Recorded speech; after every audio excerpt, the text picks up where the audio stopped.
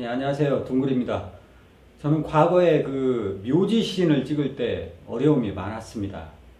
이건 박근혜 정권 때 장면이고, 이건 2018년 이명박 구속되기 며칠 전 묘지에서 굿하던 모습입니다. 이런 장면 찍기 위해서는 자전거 타고 3km를 이동해서 공동묘지가 있는 야산을 밤중에 헤매야 하는데요. 중간에 귀신을 만나서 급히 철수해야 했을 때도 있었습니다. 그런데 앞으로는 이런 수고를 할 필요가 없게 되었습니다. 제가 최근 산자락으로 이사를 왔는데 제 사는 집 바로 뒤에 묘지가 있습니다.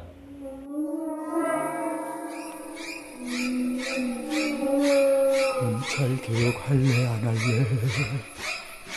검찰개혁 할래 안 할래?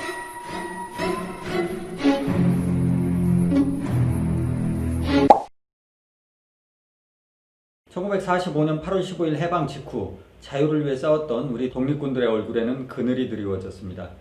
우리 스스로 독립을 하지 못하고 외세의 힘에 의해 해방이 되다 보니 외세에 의한 군정 통치가 이루어질 것이 자명했기 때문입니다.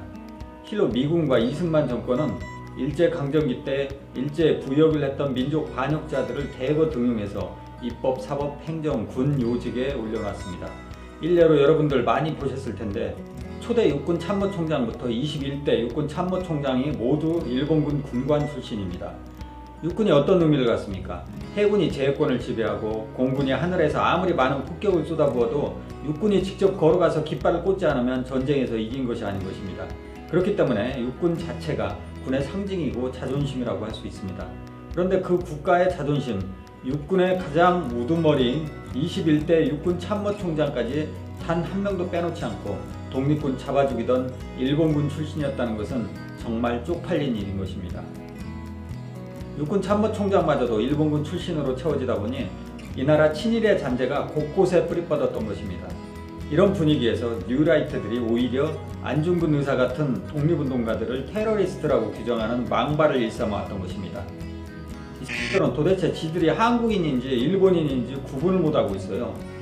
우리 독립운동가들은 목숨을 걸고 일장기 위에 태극기를 덮어 그려 가슴에 품고 다니며 독립운동을 했는데 이것들은 태극기를 지워서 일장기를 만들어 가슴에 품고 다니고 있습니다. 일제강점기 독립을 위해 싸웠던 광복군을 모집하는 공고문은 다음과 같았습니다. 얼어 죽을 각오가 되어 있는가? 굶어 죽을 각오가 되어 있는가? 총에 맞아 죽을 각오가 되어 있는가? 어떤 보수도 없었습니다. 그런데 이 독립군 모집 문구를 보고 10대 어린 소년들로부터 70대 노인들까지 벌떼같이 몰려들어 조국의 광복을 위해 싸우다 얼어 죽고 굶어 죽고 총 맞아 죽었습니다. 그 상당수는 우리가 이름조차 모르는 그런 분들입니다. 만주 볼판 그 어느 곳에서 일본군의 총칼을 맞고 쓰러진 후에 흙이 되어 사라졌죠. 그런데 박정희를 보세요. 자신의 영달을 위해 독립군 때려잡는 일본군 군관이 되게 해두려고 일본 천황에게 혈서를 썼습니다. 민족 반역자 박정희는 해방 후 쿠데타로 정권을 찬탈한 후에 허구한 날 궁정동 안가에서 일본군 군복을 입고 말을 탄 채 일본 군가를 부르며 일제강점기 향수에 젖어 시바스 리가를 마셨다는 거 아닙니까?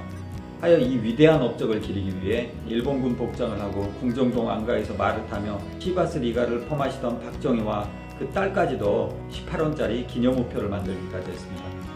박정희 각하 탄생 100주년 업적을 기리기 위해 제 사절을 털어 만든 것입니다.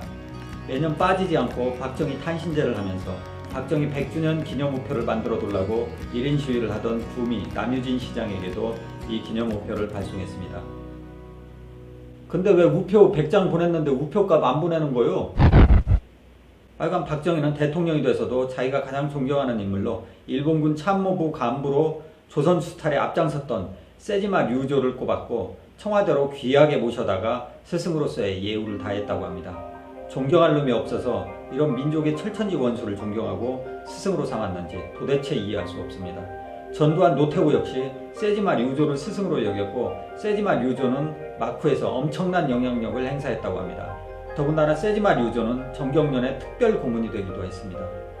이렇게 정치와 경제, 사법, 군사 분야에 일제의 입김이 고스란히 전달되어 왔고 그 결과 친일의 뿌리가 계속 우리 삶을 잠식해 온 것입니다.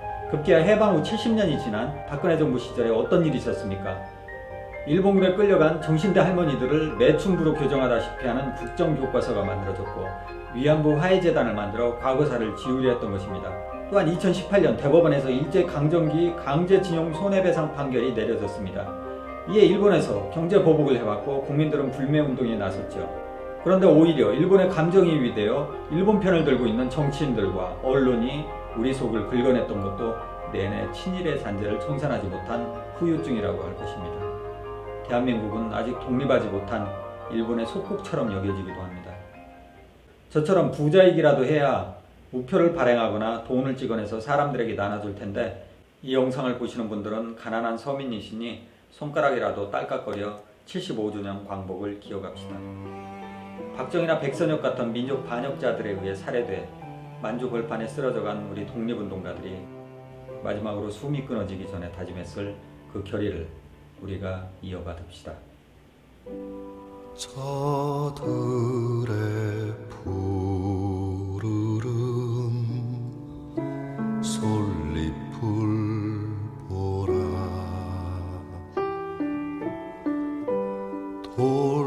돌보는 사람도 하나 없는데 비바람 맞고 눈보라 쳐도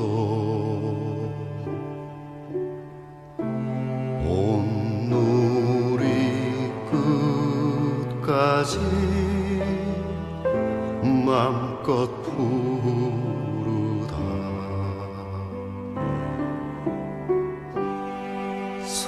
서럽고 쓰리던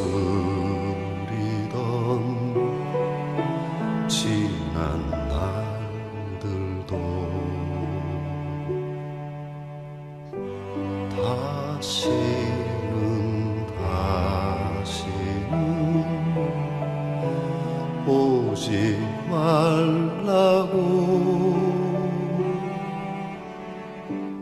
땀 흘리리라